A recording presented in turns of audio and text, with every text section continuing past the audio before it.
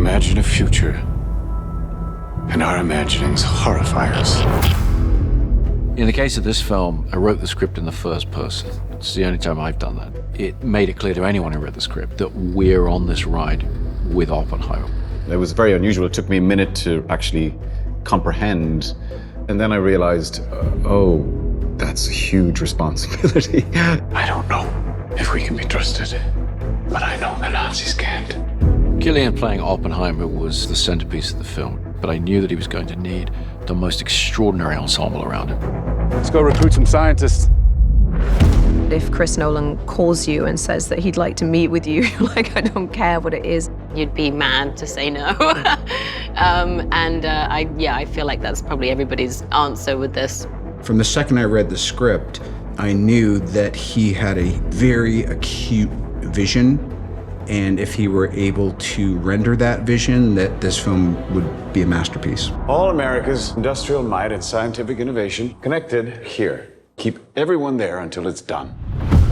It feels to me like every single character is significant because they're all historical figures of consequence. There's a chance when we push that button, we destroy the world. Chances are near zero.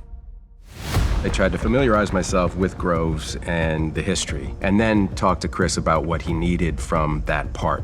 Groves was almost like a kindergarten teacher in some respects because these scientists were so eccentric and not necessarily trustworthy. I mean, if you're looking from a military perspective. Why would we go to the middle of nowhere for who knows how long?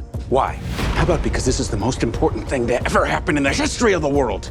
I was aware of who Lewis Strauss was. I came to have a pretty even-handed understanding of him. He was a righteous guy. I think he was a great public servant, but he's always behind the scenes. I've always appreciated the people who are backstage. Truman needs to know what's next. What's next? With Kitty Oppenheimer, what I really was drawn to is she refused to conform to the sort of feminine ideal of the time. She had this defiance against the system that felt so modern. Jean Tatlock was blunt, knew what she wants, but at no point is she ever punished for that, and especially not by Oppenheimer. Theory will take you only so far. Oppenheimer sees things in sort of different dimensions. Physicists operate on a completely different level than we do, and I think sometimes it's a burden. So I was really interested in that.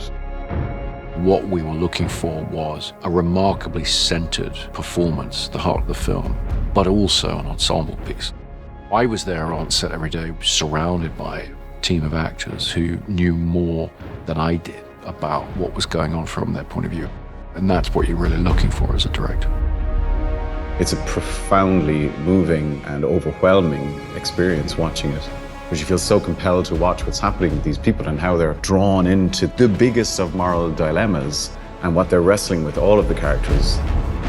With the sound design and the score and the emotionality of it, this is not a film, this is an experience. When I saw it in its finished form, I was kind of like, wow, yeah, that's what we were hoping this could be. The world will remember this day.